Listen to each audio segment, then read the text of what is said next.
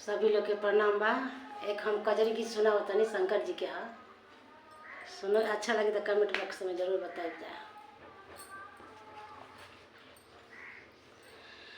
भोला संझवी डमरुआ बजावे सखी, हमके जगावे सखीना।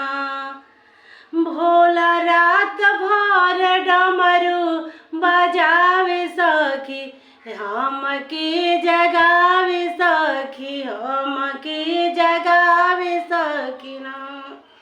गले सरफ के माला काने कुंडला सुहाला, गले सरफ के माला काने कुंडला सुहाला। उनका अपना जटवा से गंगा बहावे सखी, रात भर जगावे सखीना। अपना जटवा से गंगा बहावे सखी, रात भर जगावे सखीना।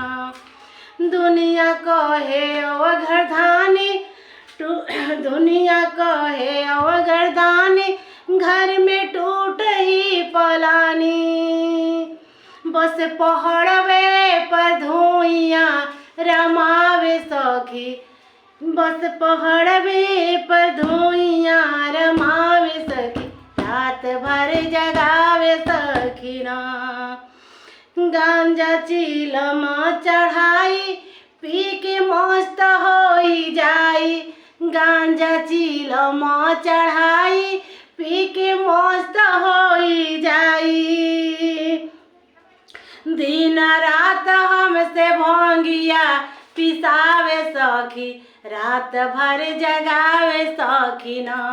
दिन रात हमसे भंगिया पिसावे सखी, रात भर जगावे सखीना।